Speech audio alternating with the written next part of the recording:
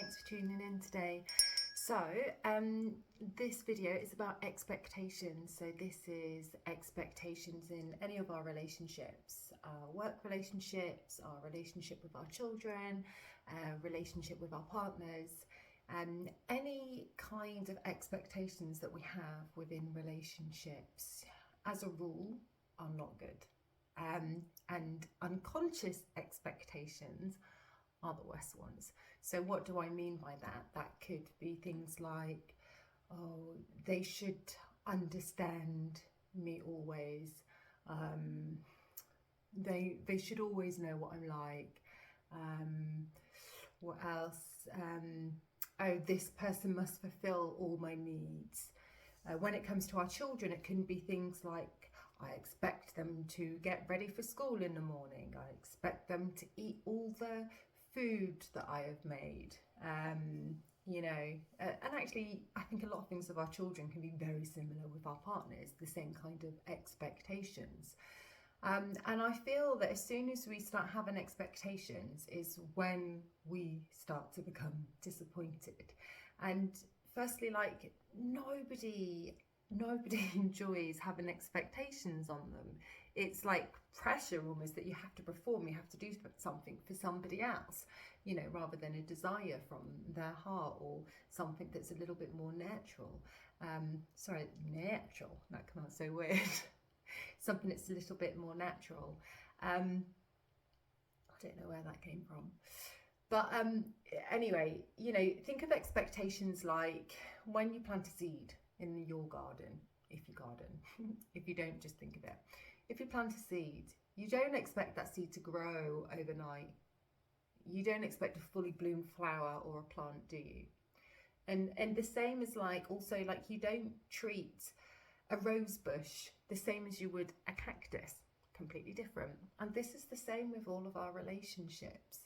When you're expecting, you put in that pressure on for something to happen rather than it for happening naturally, And I think for me, the unconscious expectations, the ones that are unsaid, they're the worst, because your partners, your children, your work colleagues, they are not mind readers. Did you know that? They are not mind readers. They don't know what's going on inside your head. So you have to communicate that. You have to be able to communicate your needs in a healthy way. So even if it's for our children,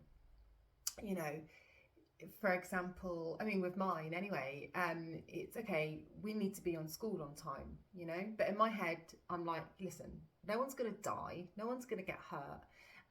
We're not going to offend anybody if we're late. Okay. So if my children are going to be late, then they're the ones that have to walk into the classroom and feel that pressure and that discomfort, when they're the last ones. So they can learn through their own mistakes without me pressurizing them. Obviously, it's a lot different if you've got a workplace to go to after. Then you should be able to speak to your work about that morning routine and that impact that can have on that. Am I doing a lot of ums? It feels like it. Anyway, I think my advice is communicate your needs, because if you can't communicate what your needs and wants are, how can anybody deliver that? And how can you expect that from anybody if you can't even communicate that to them? Okay. Conscious communication is the key. So when you do communicate things, you can communicate it in a kind way, in a nice way. So I don't know, let's say you've got a partner that walks their shoes in the house. So you might feel that you expect them to take it off, but actually if they lived on their own, they might never do that. So why should they fit into your rules? Okay. So you can just say to them, actually, please, it would really help me out if you would take your shoes off when you come in the house, because I feel like when it happens, it's dirtier and I have to clean more frequently, or whatever your reasons are, communicate it. When we're communicating with our partners and with our children, I think it's so important not to be like, you this and you that and you think it. You say what it is but how it makes you feel and what your preference is. Okay, because we're all so different and we can't be expected to fit together and everything just be, I don't know, like rainbows and sunshines all the time and like smooth sailing. Like things do happen. But if you can communicate that in a healthy way and stop having like expectations, and you know, you can again say what you desire is, say what you like, but don't expect. And you know, I do feel it can be very close but quite similar to what your boundaries are as well, and having what your boundaries are. You know, if you're in a relationship with somebody, you kind of expect them not to cheat on you.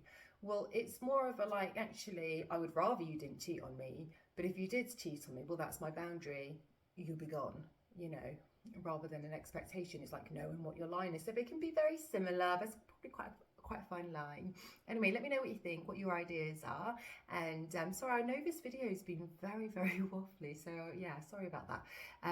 But yeah, again, as always, if you liked anything, if you found it very helpful, please, it would really help me out if you would like and subscribe and share the video to anyone you think that might be helpful to, because this helps to grow the channel, because I'm still very new, and it just helps to get that message out and to help other people on their growth journey and helping them grow and just to see things differently. So yeah, thank you so much. Blessings, much love.